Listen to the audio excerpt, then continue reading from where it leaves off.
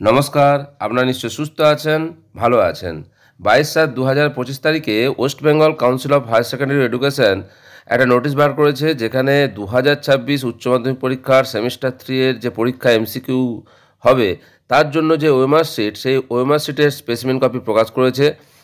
OMR sheet কীভাবে fill up করতে হবে, ওএমআর শিট কেমন দেখতে, তা আপনাদের সাথে শেয়ার করছি। তার আগে এই নোটিশে বলা আছে যে সমস্ত হেড অফ দ্য ইনস্টিটিউটদের নির্দেশ দেওয়া হচ্ছে যে এই specimen copy of OMR of answer sheet যাতে সমস্ত ছাত্রছাত্রী পরীক্ষার্থীদের দেখানো হয় এবং তাদের নির্দেশ দেওয়া হয় কিভাবে ফিল আপ করতে হবে, তারা যাতে অভ্যস্ত হয়ে যায় এবং পরীক্ষার সময় এই সেমিস্টার 3 2026 উচ্চ মাধ্যমিক পরীক্ষার জন্য, যেটা সেপ্টেম্বর মাসে 2025 অনুষ্ঠিত হবে, তাতে যাতে পরীক্ষার্থীদের কোনো অসুবিধা না হয়।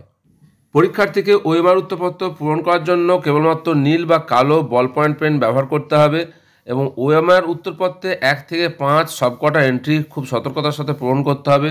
1 নম্বরে রেজিস্ট্রেশন নাম্বার, প্রথমে রেজিস্ট্রেশন নাম্বার লিখতে হবে এবং তার নিচে নিচে নির্দিষ্ট সংখ্যাগুলি ভরাট করতে হবে। 2 নম্বরে রোল নাম্বার এবং নাম্বার লিখতে হবে, এই একইভাবে নির্দিষ্ট সংখ্যাগুলি ভরাট করতে হবে। 3 নম্বরে কোশ্চেন বুকলেট সিরিয়াল নাম্বার লিখতে হবে এবং নির্দিষ্ট সংখ্যাগুলি ভরাট করতে হবে।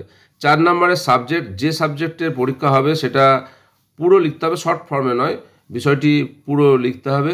এবং 5 নম্বরে full signature of the candidate, অর্থাৎ ক্যান্ডিডেটকে পরীক্ষার্থীকে তার পুরো সই করতে হবে। 6 নম্বর পয়েন্ট এবং 7 নম্বর পয়েন্ট ক্যান্ডিডেটদের কিছু করার দরকার নেই। 6 নম্বর পয়েন্টে centre code to be filled by invigilator, আর 7 নম্বরে full signature of the invigilator with date. OMR উত্তরপত্রের 1 নম্বর পৃষ্ঠায় যে 8 নম্বর পয়েন্ট আছে, সেখানে প্রশ্নগুলোর উত্তর দিতে হবে।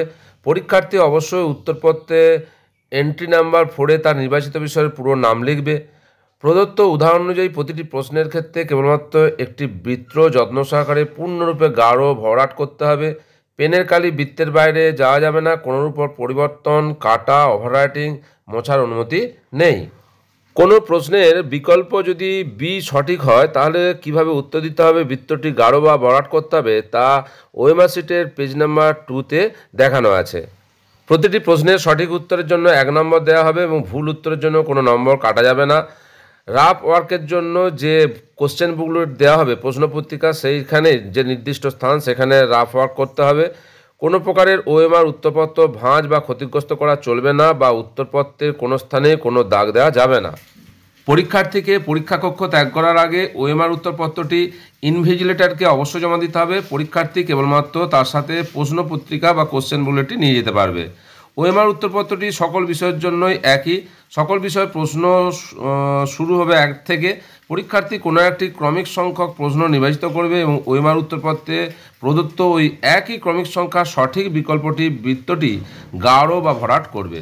পরীক্ষার্থী তার অ্যাডমিট কার্ডে উল্লেখিত বিষয় অনুযায়ী প্রশ্ন নাম্বার 1 থেকে যতগুলি প্রশ্ন আছে তার যে কোনো প্রশ্নের উত্তর করতে পারবে এবং অবশিষ্ট প্রশ্ন নম্বরগুলি ফাঁকা বা অব্যবহৃত থাকবে। যেসব নিয়মের কথা বলা হলো, যেগুলি যে স্পেসিমেন কপি ওএমআর শিটের প্রকাশ করা হচ্ছে তার পেজ নাম্বার 2-তে দেওয়া আছে, এগুলি না মানলে ওএমআর উত্তরপত্রটি বাতিল হিসাবে গণ্য হবে এবং মূল্যায়ন করা হবে না। 2026 উচ্চ মাধ্যমিক পরীক্ষার সেমিস্টার 3, যেটা 2025 সালের সেপ্টেম্বর মাসে অনুষ্ঠিত হবে, তার জন্য যে স্পেসিমেন কপি ওএমআর শিটের প্রকাশ করেছে উচ্চ মাধ্যমিক শিক্ষা সংসদ, তা সকলের জন্য শেয়ার করলাম। আশা করি উপকারে আসবে। আপনারা সকলে সুস্থ থাকুন, ভালো থাকুন।